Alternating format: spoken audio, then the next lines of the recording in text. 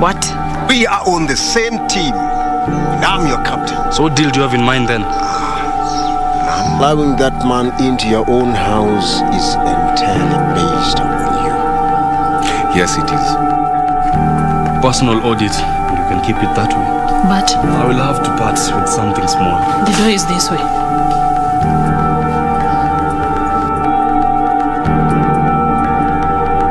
I'm not going to let you come between me and my wife. My brother already did it for me.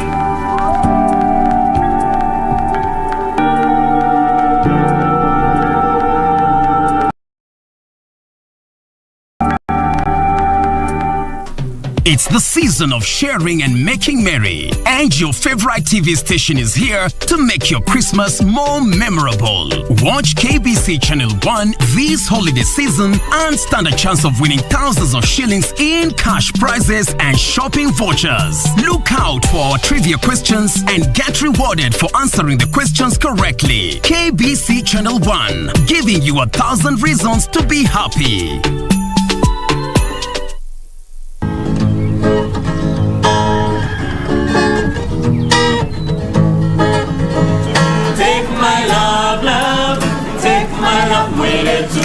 Competition? Who said anything about competing with that boy? Tonight is my night. What is he doing here?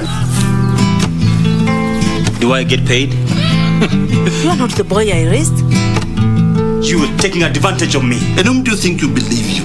Na wana wengine kaja wana ghadhabu, kiwasalimia hata hawajibu.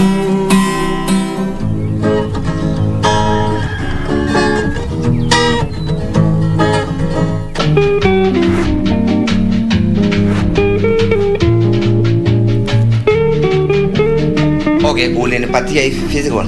I gave it to Mrs. Vicky to give it to you because you're the coordinator. Mheshimiwa, mimi niende nyumbani mtafute huyo Mrs. Vicky. Why are you going? Okay, na ukulisache wanasema walituma foodstuff ya 500,000. Hii mwili inagaa imekula foodstuff ya 500,000. Hata mimi nashangaa. Ile sasa maana ya kwamba wewe umekula pilipili zako zimeriet.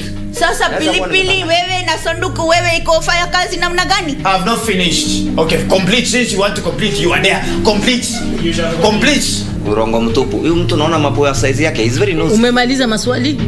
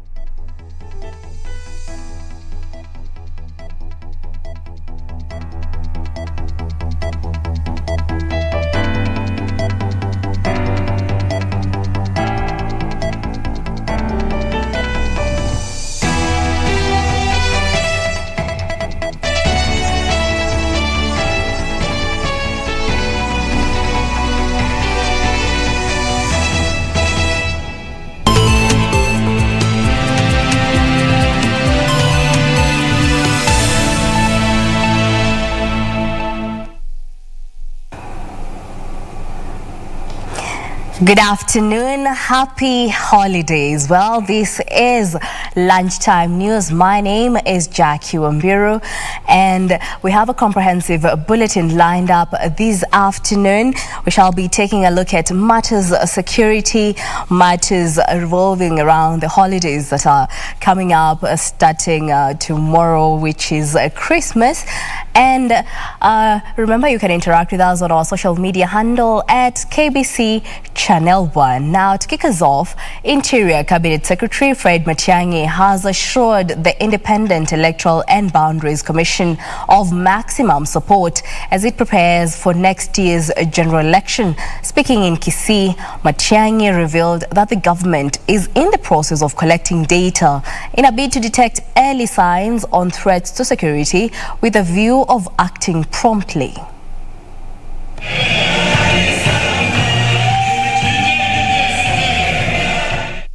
The Interior CS clarified that the security apparatus were not primary participants in the election's preparedness, but offered support as and when requested by the Independent Electoral and Boundaries Commission. It is the constitutional role of IEBC to conduct elections. We play a supportive role. We are not the primary actors. The primary actors are the IEBC.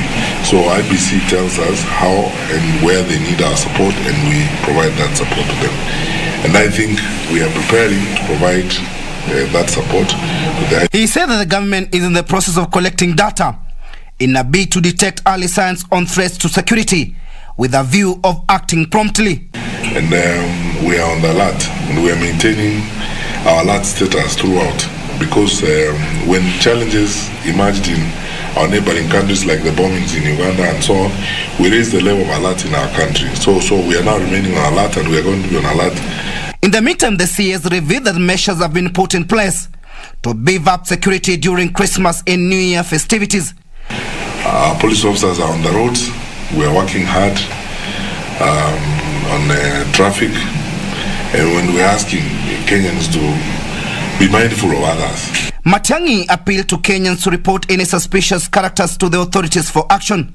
The CS said police officers had been deployed adequately in key points, even as he urged public service vehicles drivers to drive responsibly to avert loss of lives. Let's be sensible people and behave responsibly on the roads, because if we don't, we endanger the lives of others. And it's important that people understand that as we go forward. Timothy Kipnoso for Lunchtime News. News: Kenya Coast Guard police officers have arrested 4 Ugandan nationals in Kenyan waters donning Ugandan military uniform. Now, one of the 4 suspects has been confirmed to be a Ugandan military officer, while his 3 partners are believed to be behind the harassment of Kenyan fishermen on the lake. According to Bunyala Sub-County Police Commander Peterson Nyakundi, the 4 suspects include a Ugandan military officer who was armed with an AK-47 rifle and 3 Ugandan civilians donning military uniforms. The 4 are being held at Port Victoria Police custody, waiting to be arraigned before Busia law courts to face charges.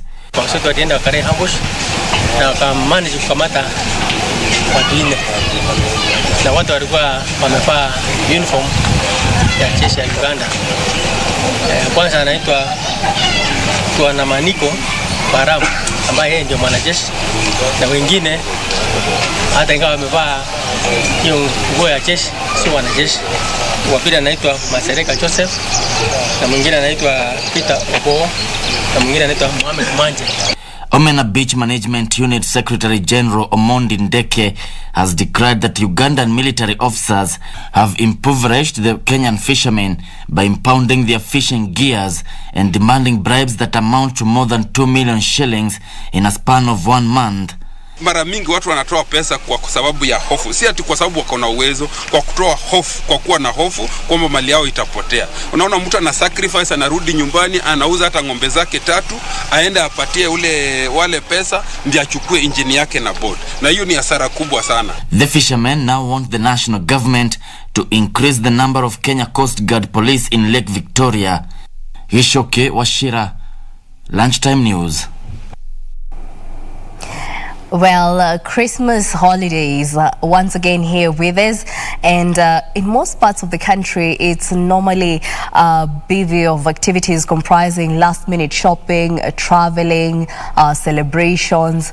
Well, we now cross over to the coast region in Mombasa County and join our reporter Ann Mboro just to give us an update of how the preparations as residents in Mombasa County prepare to usher in the Christmas holiday, and kindly bring us to speed.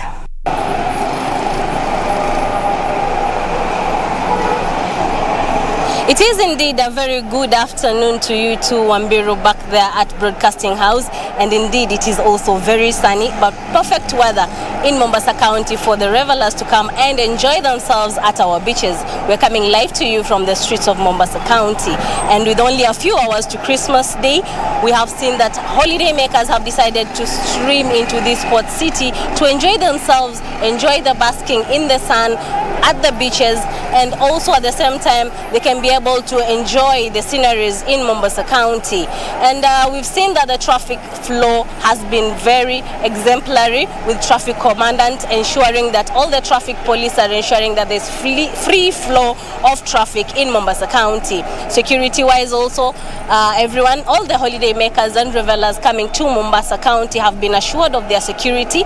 They've been told that they can, we've seen patrols during the day, in the night, to ensure that everyone who comes to Mombasa is going to enjoy themselves this festive season. And we've seen that also those who like purchasing their goods during the rush hour period, especially now that we only have a few hours to Christmas Day, we've seen that many of them have decided to come to the streets to make their purchases. And right now I'm in one of the markets in Mombasa streets, where we'll be talking to one of the business people just to tell us exactly how everything is faring on, and how business is on this end, keeping in mind that you only have a few hours to Christmas Day. Karibu sana mami, ningependa uniongeleshe tu, niambie, unaweza simama? Utaanza na majina yako, utaangalia pale kwa kamera. Yes, utaanza na majina yako, alafu utanieleza wewe ni mfanyabiashara na biashara imekuaje wakati huu wa Christmas. Kwa majina naitwa Margaret Mumo. Sasa biashara kwa wakati wa Christmas si kama kitambo. Kitambo wakati ule kulikuwa hakuna corona, kulikuwa hakuna kazi. Lakini sasa hata wale wanatoka Nairobi hatuwaoni. Tumekuja tu kukaa tuangoje, lakini sasa hatuoni matumaini hapa.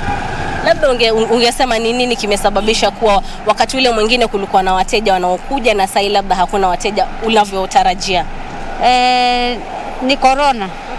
Kwa sababu hii soko, ukiona hii soko ilikuwa imefika huko KRA. Na sasa watu wamekimbia, wageni hakuna. Na unajua huwezi kukaa mahali na upati mgeni. Si utatafuta njia zingine. Watu wameenda.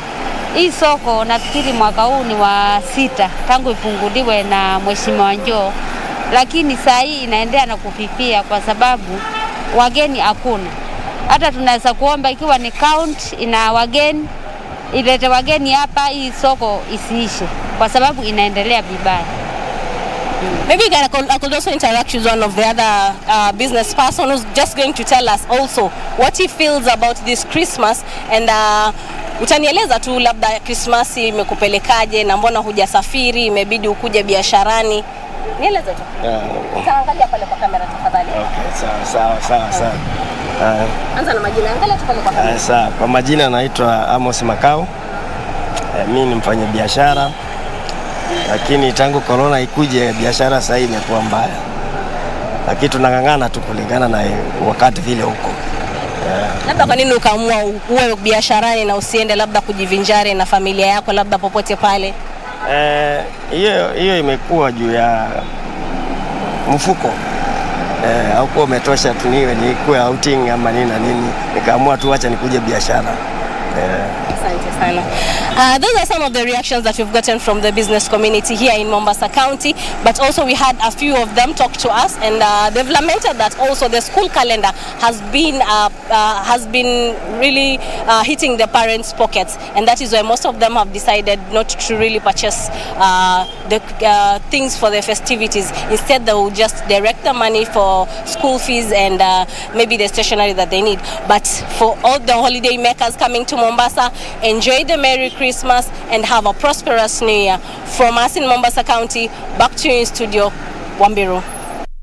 Well, thank you so much, Anne Mboro, for talking to residents who are making comparison as before the COVID-19 pandemic stroke rather, and the residents lamenting that in the past thousands of locals and international visitors thronged various hotels and the establishments there, but compared to now, there has been a low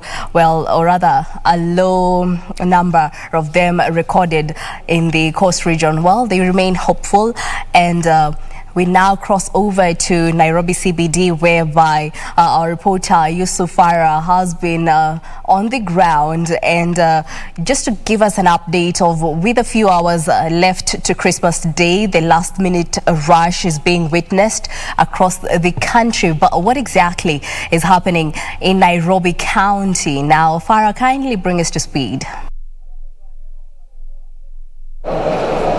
Yes, a very good afternoon to you, Wambiru. Indeed, we are counting hours until the festivities mood kick in, and we've been in Nairobi CBD moving around the different stages, checking the travelers' mood, checking how they're able to get the cars to go to their different places. And the truth of the matter is there is a rush.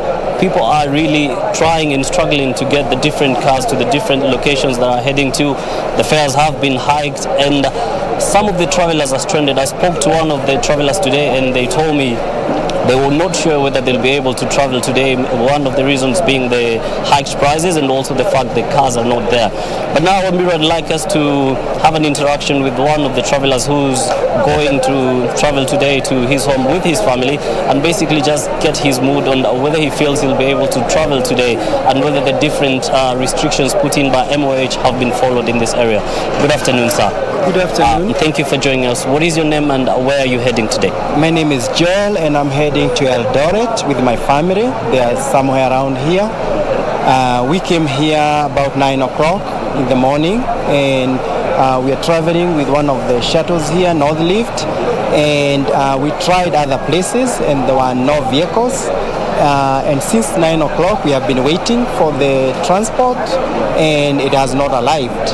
And I'm number 19, that's what my vehicle number is, and the current onboarding vehicle right now is number 11. Okay. And so it's going to be a long wait. Okay. So maybe from what time have you been here? I've been here from 9 o'clock, slightly before 9 o'clock. Okay. Yes. And you know, with the new Omicron variants discovered in the country, the restrictions have been there, and people have been asked not to be able to access public services like transport without the certificate. Perhaps have you been asked for the certificate before boarding or getting a ticket to your destination? No, I haven't been asked. There's no enforcement, I would say. And I think even people who have masks, even when they are on boarding, it's voluntary because of the government empowerment and government effort. Okay. But virtually, the companies, I don't see them enforcing. Okay. How about the prices? Maybe have they been hiked? The prices, particularly other companies, I hear the prices has been really hiked. But I think Northlift, even if they have done, it's just slightly higher, but it's not exploitative. Okay. Yes. All right. Thank you very much, Joel. We wish you safe travels. So, Wambiru, that is the current situation here. As you can see, people have been told the fares have been hiked. People have been here from morning 7:30, like Joel said, and they're still waiting for their car. That's the current situation, Wambiru. Yusuf Farah there giving us an update of what is currently happening at the CBD as Kenyans try to try to board PSV vehicles so as to make it to their rural homes, and there have been they're witnessing fares that have been hiked, as well as low number of PSVs, and this has resulted to them being stranded. Well, we will keep you updated on what is currently happening. And now we move on. Christmas holiday is once again here with us. Most Kenyans, as is tradition, making their way to the villages. Now, a section of those in the city has remained adamant to take the trip due to COVID-19 that has forced many to break traditions. Bus terminals within Mount Kenya are experiencing fewer activities, as many have already taken the Christmas break, with those in the city bearing with hiked bus fare. Matatu operators within the Mount Kenya region say the number of passengers traveling to Nairobi is almost zero. The operators say the matatus are anticipating to make a kill on return journey following the surge of people traveling up country. Na usafiri hapa ni mbaya kabisa, umesorota juu ya kutoka hapa watu sio wengi na kutoka Nairobi ni wengi sana. juu wamekaa miaka 2 kuja hapa juu ya coronavirus. Kazi sio mzuri sababu ya hakuna abiria. From Embu to Nairobi hakuna watu.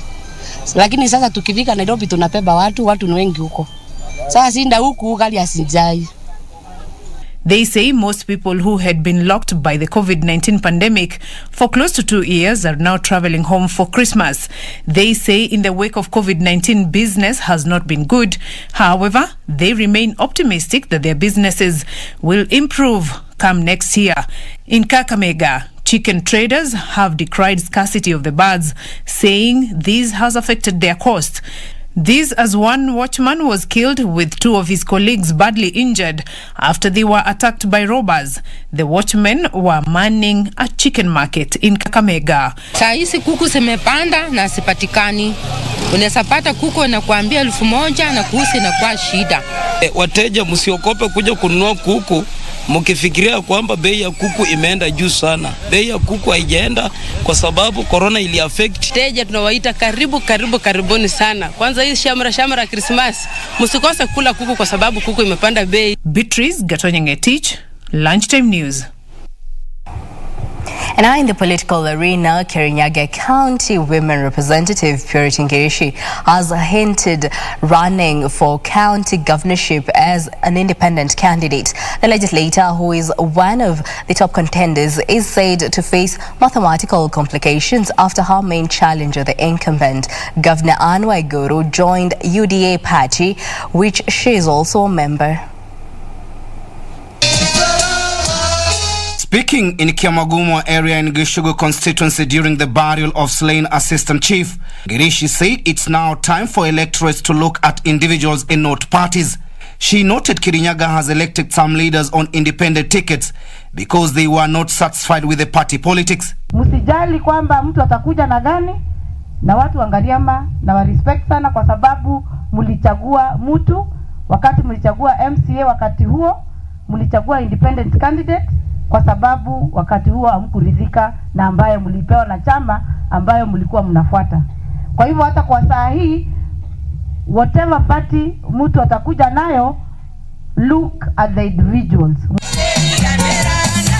Meanwhile, the Service Party leader Mwangi Kiunjuri has shown support for the amendment of the Political Parties Act to allow formation of an umbrella party that will house others. Kiunjuri say that there is no need to block Aviation that will come to assist the common wananchi, and that should not worry anyone. Vyama vya kubalika. Hata kuna vyama vya Kristo ambaye zinachaguliwa kama huko Germany, huko Italy na mahali zingine zote. Kwa hivyo mtu yote kusema ati hakuna watu hawana haki ya kuunda chama na kuunda chama ingine moja kubwa ambaye tunatochea wote. Tunataka tujiulize maswali. Hata kama tuko na nguvu namna gani na tumetembea hii nchi ya Kenya na sisi tunataka tu kila kiongozi aongee yake, tukiingia chama moja tutaongea lini tukiwa kwa hiyo chama moja? While Garissa Township Member of Parliament Eden Duale has been told to stop talking or negotiating on behalf of pastoral communities, Chairperson of Pastoral MPs, who is also Member of Parliament for Samburu North, Alois Lintoimaga, said communities in Samburu County will continue supporting President Uhuru Kenyatta's government for development and will not join other parties. Nataka kuambia Duale, kwenda Garissa, tafuta kura yako. Samburu si pahali ya kuja kuchezea. Unakuja kusema ati wewe ni chairman ya pastors. Lintoimaga ndio chairman.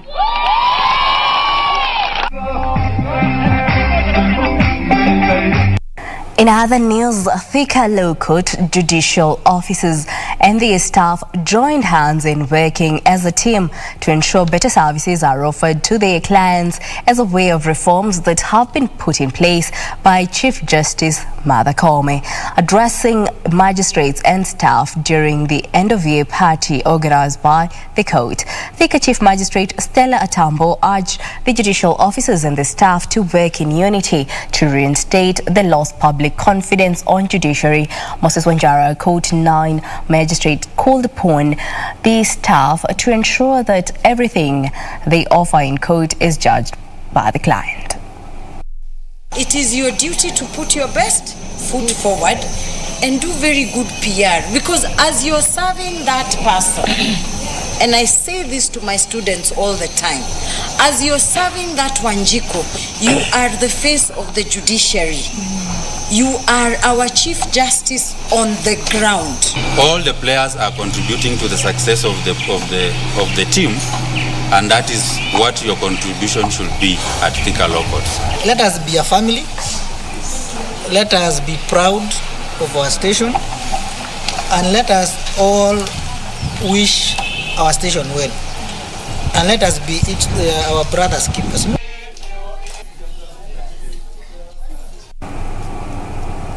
Moving on, Mikindani Hair and Beauty College in Mombasa has commenced a program to help vulnerable groups through mentorship and offering training at a subsidy fee to enable young girls make a decent living.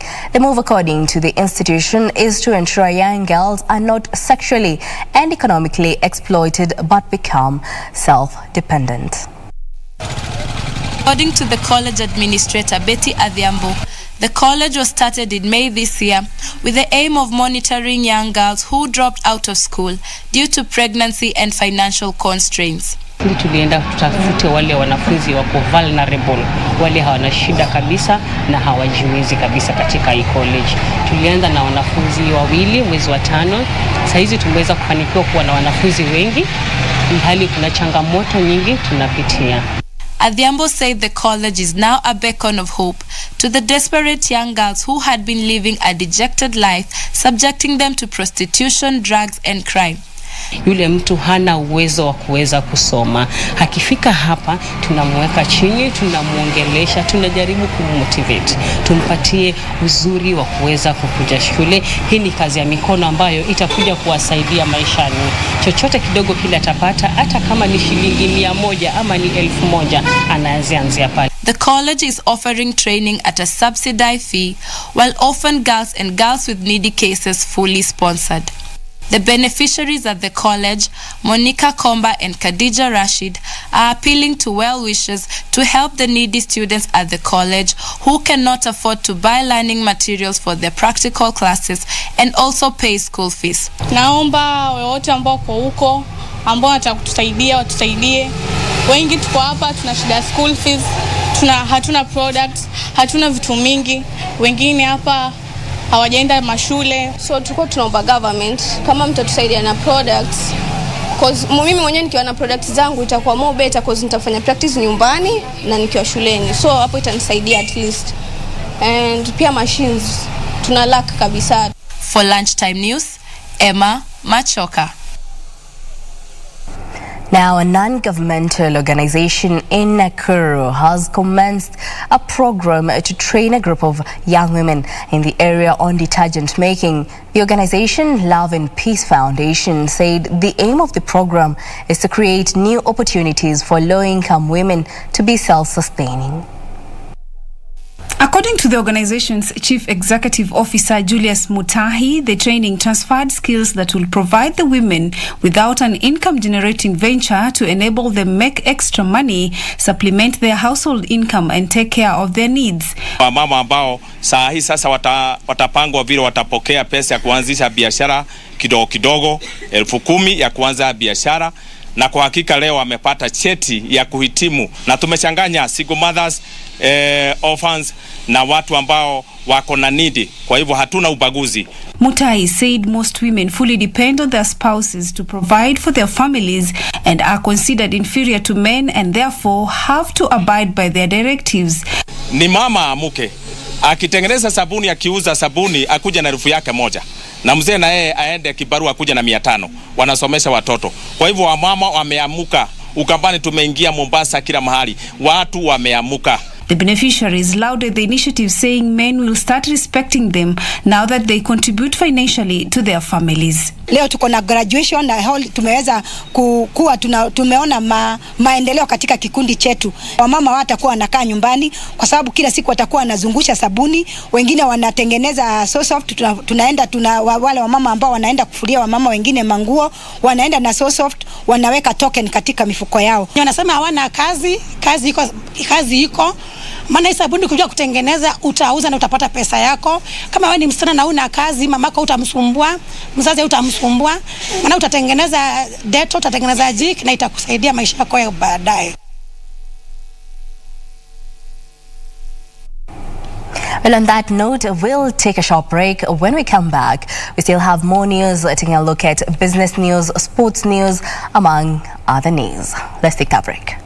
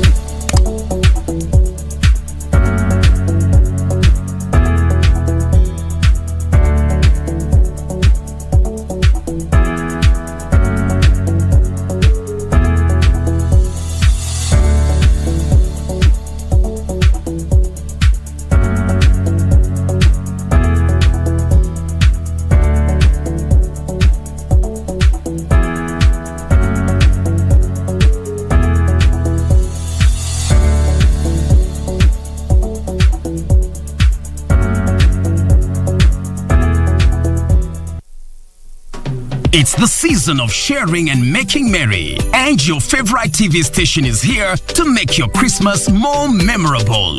Watch KBC Channel 1 this holiday season and stand a chance of winning thousands of shillings in cash prizes and shopping vouchers. Look out for our trivia questions and get rewarded for answering the questions correctly. KBC Channel 1, giving you 1,000 reasons to be happy.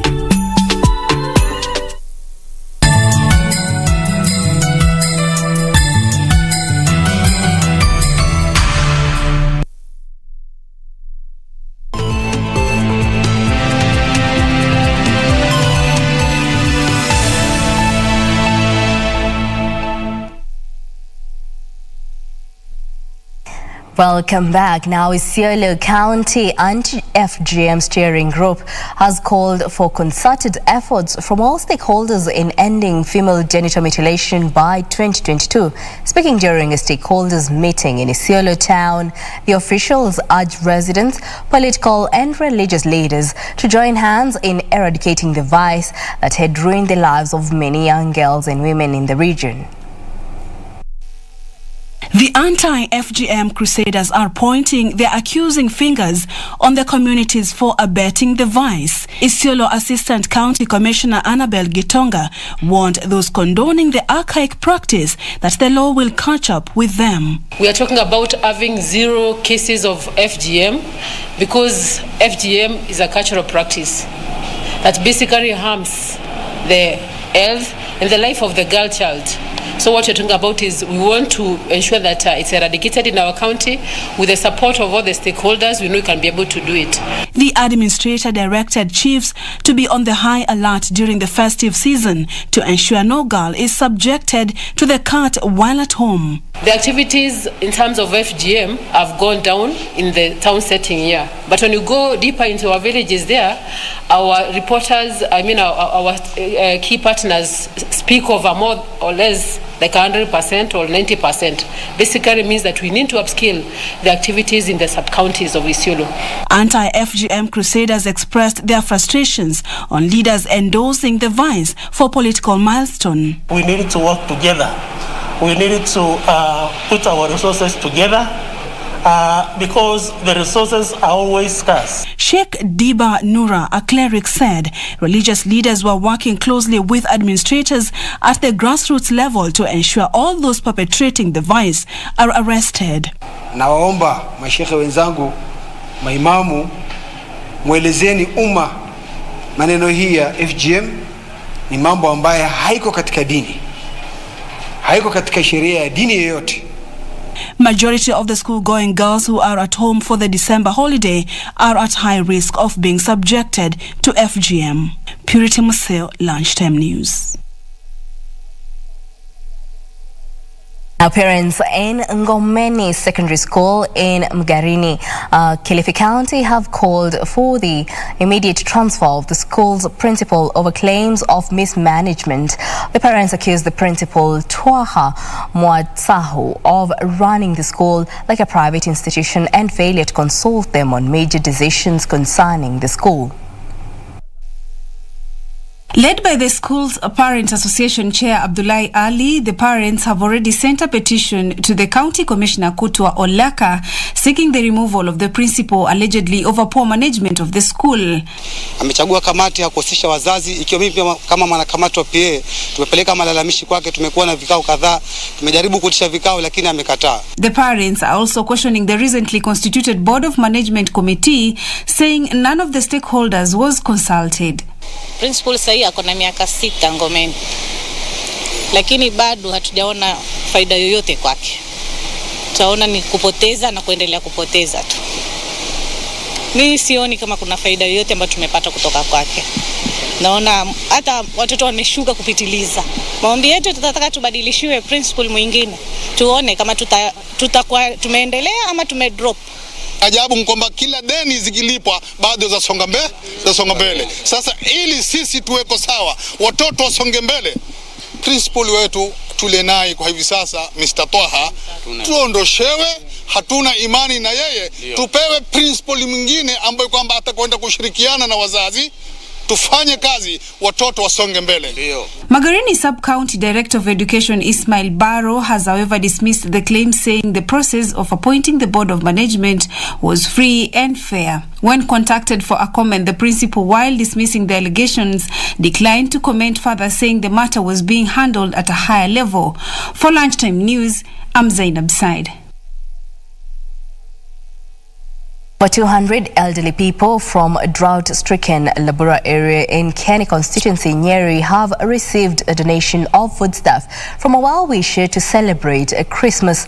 The elderly, many of them who have been hard hit by drought and COVID-19 effects, received the donation of Optiven Foundation through its chairman, George Washiri.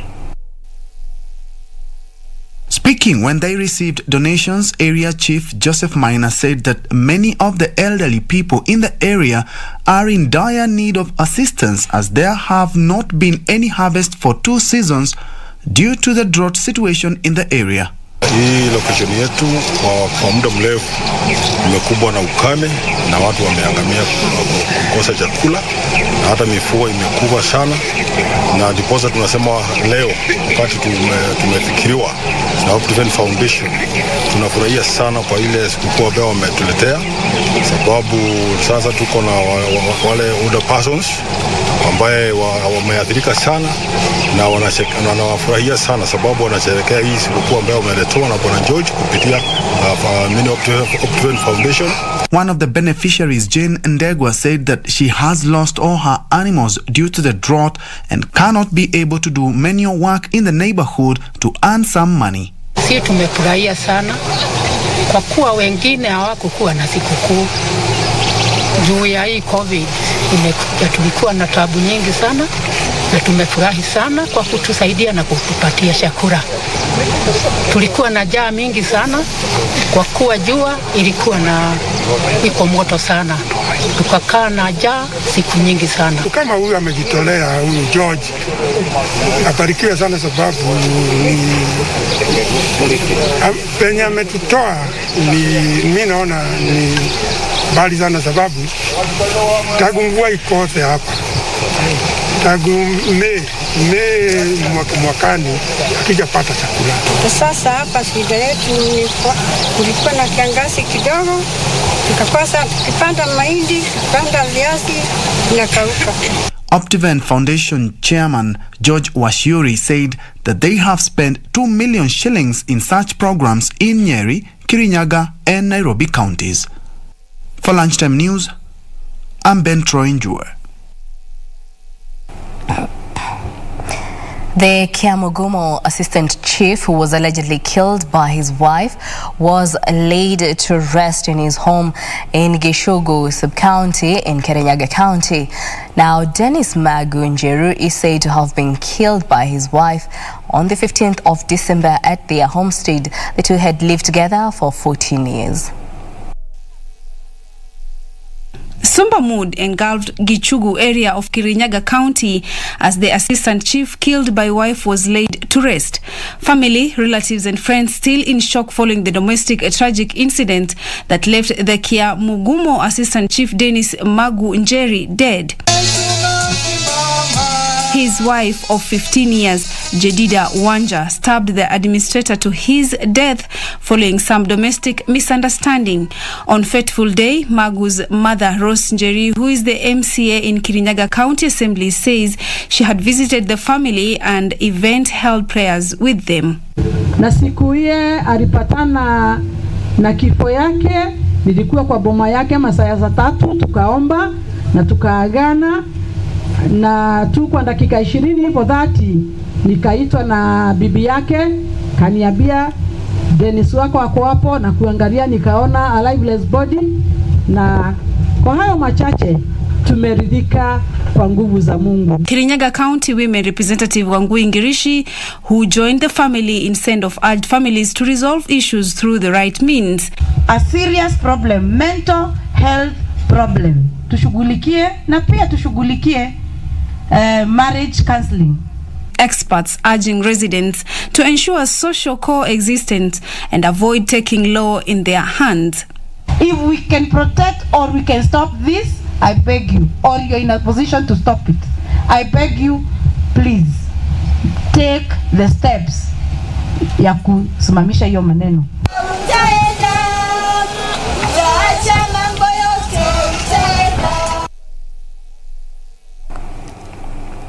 Now, across borders, at least 37 people have been killed and about 100 others injured after a parked ferry caught fire in southern Bangladesh. Now, the blaze on the 3-decked vessel started mid-river near the town of Jalakathi as it sailed from the capital Dhaka to town of Barguna. The number of casualties in Friday's disaster is likely to increase as many of the passengers have severe burns. It is reported that 500 people were on board at the time of the incident. Some of the victims drowned after jumping into the water. The fire is believed to have started in the engine room and quickly spread as the ferry traveled along the Sugatha River in the early hours. Elsewhere, 2 more Hong Kong universities have taken down monuments commemorating the Tiananmen massacre. The Chinese University of Hong Kong tore down a goddess of democracy statue, while the Lignin University removed a relief sculpture. It comes a day after Hong Kong University removed a famous statue marking the same event. The monument's removal comes as Beijing has increasingly been cracking down on political dissent in Hong Kong. Hong Kong used to be one of few places in China that allowed public commemoration of events surrounding June 4th, 1989, which remains a highly sensitive topic in mainland China.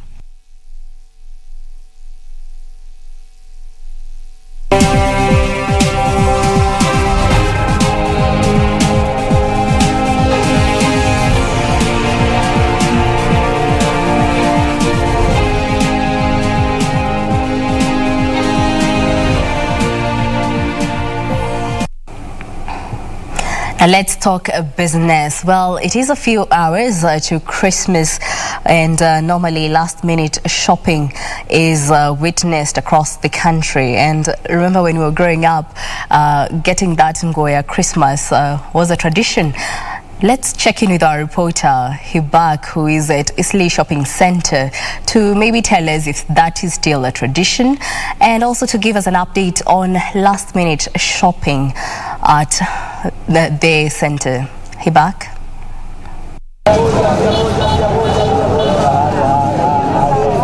Thank you so much, Jackie. We are here at the heart of Isli, we are here with the people who are currently shopping. There are so many people. There are wares here. We have a Christmas shopper who has been here since morning. He's been looking for wares that he's going to be sharing with his family during this season. What's your name? I'm Anthony. Yeah, I'm Anthony Mutua. We are here at Isili. So, what have you bought for your family? What have you been able to shop here at Isili? there's some bags which are there, some Christmas gifts for my family back at home. So it's just another experience from last year. You know, last year there was the lockdown, then this year there's no lockdown. Yeah, so it's just different. Just that prices are high and everything. Prices have skyrocketed with the corona issue. Yeah, so we hope next year this thing is going to be over and we'll get back to normal. Yeah. And shoppers have been lamenting. They've been talking about the high prices. They've been talking about losing their jobs. They've been saying that at the moment things are a bit hard, but they are prevailing and they're trying to shop for their families. As you can see, people have been selling their wares and people have been shopping since morning. We have one of the shoppers here. Hi. Hi. What have you been able to buy today? Just a pair of shoes. Just a pair of shoes? Yeah. Have you been buying things for your family? Have you bought anything? Yeah, for the family. How about the financial situation? How has it been? Have you been able to accumulate enough money in order to buy these things? How have things been? It's just about planning. It's something that was in my plans, so I don't feel like I'm squeezed or anything. I had planned for it. In comparison to last year, we know that things were a bit hectic last year and they were like the lockdowns, but this year has been a bit more hectic, economically speaking. Have you seen a difference maybe in the amount you've been spending on Christmas? Definitely last year was much tight compared to this year. Things have opened up a bit, so I'm grateful. So there's a relief at least? Yeah, there's a relief. Okay, have you maybe put away money? You know that January is going to be coming along very soon. Has this Christmas shopping in any way come in between that? Definitely, yes. Because, you know, after 2020, things were tough. I guess people learned. Yeah, so now you have to put something aside. You don't spend everything. Thank you so much. And people are still milling about. People are still trying to buy things. It's very much last minute, but at least we can see that the merchants are more than willing to share their wares and they are able to be marketing their goods. As you can see, the children are being fitted with maybe socks and other things. Maybe we can talk to one of the merchants here and ask him, hi, how has it been? How has your business been? That is not so good. Compared to last year when you were selling wares for Christmas, you may put at least more money this year than last year. Last year it is very good. This is not good. Not good at all. To say, for instance, this morning, how much money have you made? Only 3,000. And usually during the Christmas season, how much money do you usually make? 10,000 there up. Per day? Per day. So as you are seeing, the situation is not so good. Is there maybe hope tomorrow? Are there people who are going to be coming here usually? You know, the people think about school. Now it is not so good. People are so excited for school. Yeah, thank you so much. As you can see, Jackie, people are a bit not very happy with the economic situation. They're talking about how expensive things are. They're talking about how it's going to be a bit hectic during January, but they're still prevailing. As you can see, the people are still buying things. The situation is a bit tough, but the merry cheers are still here. Back to you in studio, Jackie.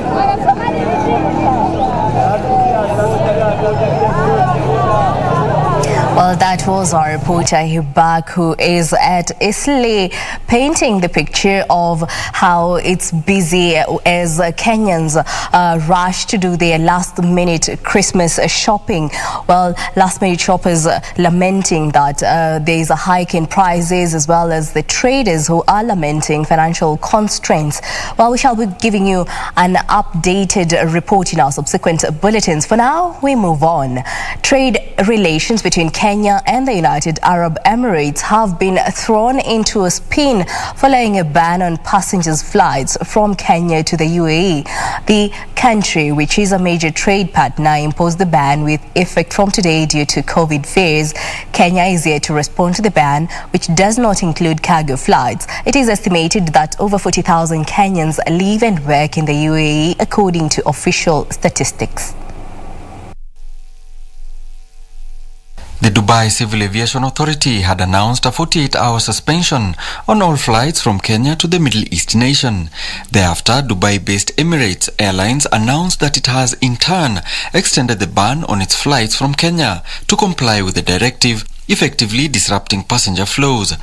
In a statement, Dubai introduced new travel requirements for direct flights from Nigeria, Kenya, Rwanda and Ethiopia. Under the new measures, travelers from Africa are required to provide a PCR test result conducted at the airport 6 hours before departure for Dubai. In addition, travelers are to self-quarantine until they receive a negative COVID-19 test certificate issued within 48 hours of arrival in Dubai.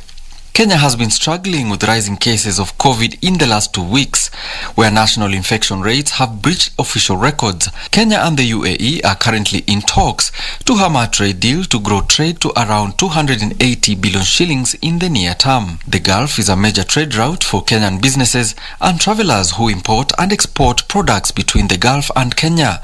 Kenya Airways has also suspended passenger flights to Dubai in line with the directive.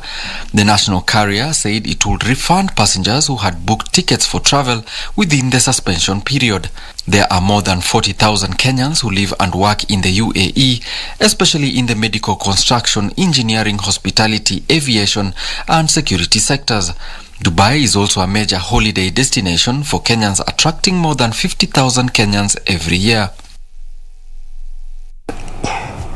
Now, most Kenyans in emergency situations have for a long time been unable to access the vital service of reliable and efficient emergency response at their time of need. However, more Kenyans are now turning to real-time mobile-based response solutions to save time during life-threatening emergencies. Alan Aoko highlights how a basic mobile-based ambulance service can save lives during disasters.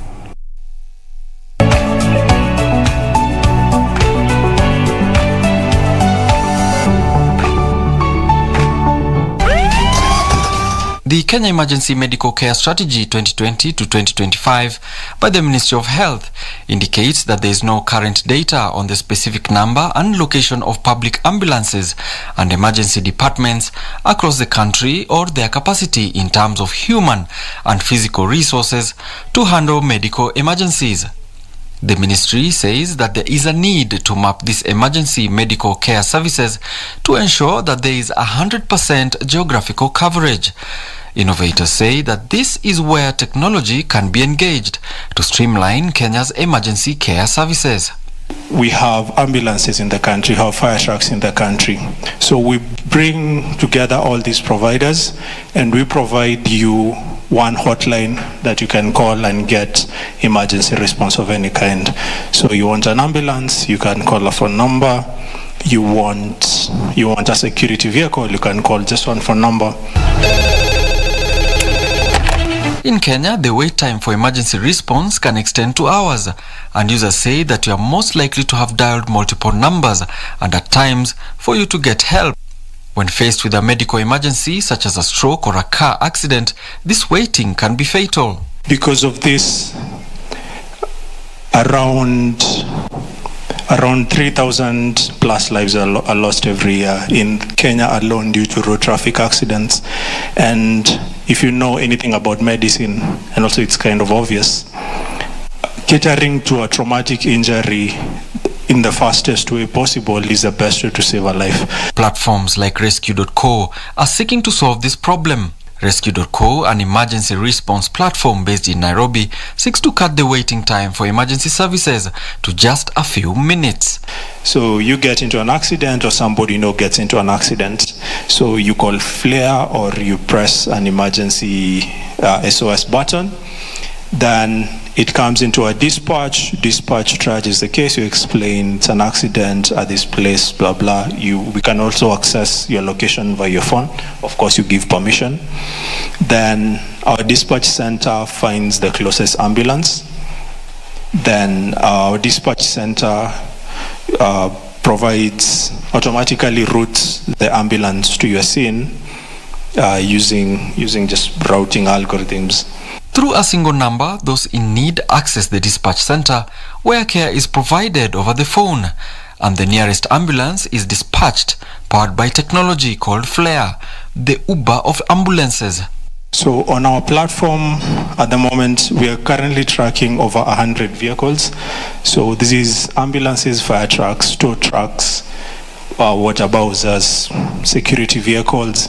And on top of the 100 that we track live, we have a database of more than 500 that we know their approximate location. For companies like Rescue.co, issues such as the COVID-19 pandemic became an opportunity for action and innovation. Lanauko, Take One. Now, in other news, US microchip maker Intel has apologized following a backlash over its letter urging suppliers not to source products or labor from China's Xinjiang region.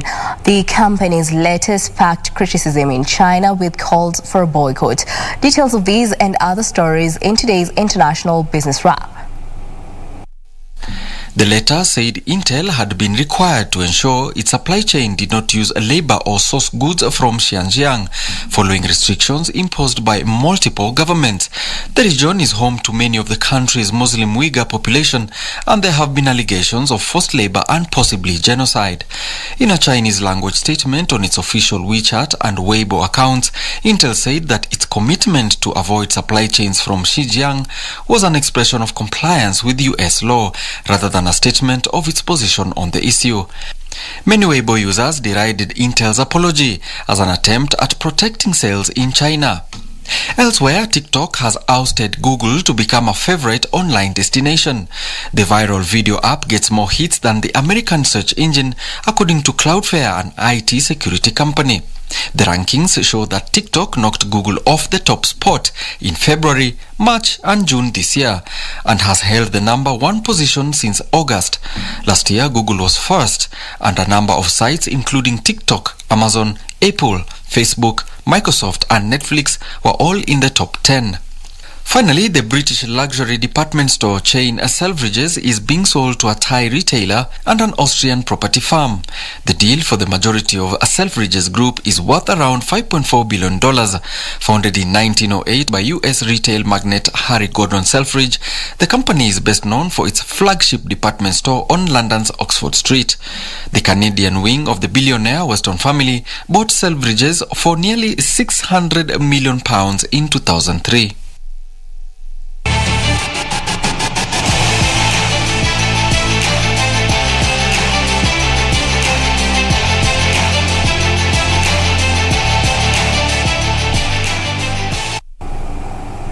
Now let's take a look at news making headlines in the sports world. Brazil football legend Pele has been discharged from hospital after undergoing treatment for a colon tumor. The three-time World Cup winner, aged 81, had surgery to remove the tumor in September, with the hospital saying at the time he would also need to have chemotherapy. Pele is Brazil's all-time leading scorer with 77 goals in 92 games. He had been having treatment at the hospital since 31st of August this year after the tumor was detected in routine tests.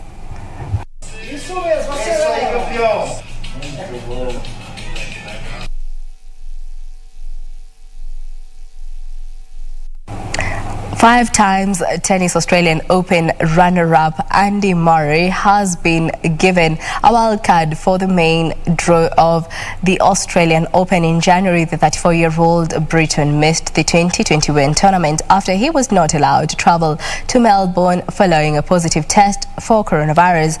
He last played at the event in 2019 when he thought it might be his last match as a professional because of the injury.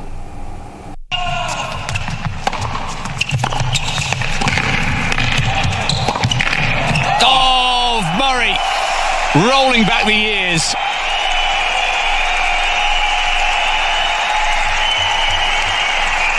He's loving his time out here.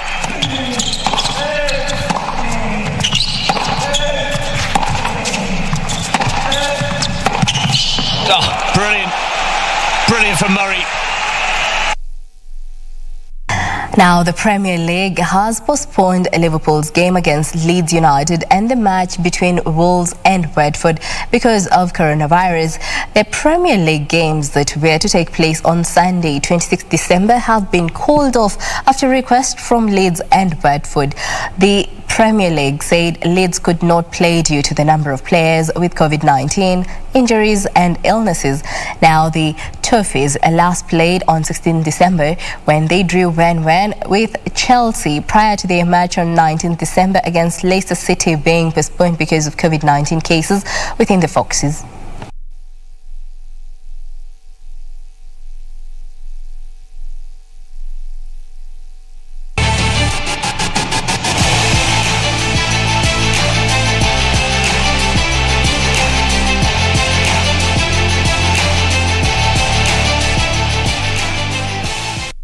Well, that brings us to the end of our bulletin this afternoon. Thank you so much for keeping it a lunchtime news. For those who are traveling, we wish you safe journey, and for those who will not be traveling, we wish you happy holidays. My name is Jackie Wambiru, and our sign language interpreter is Byron Abuli. Enjoy the festivities.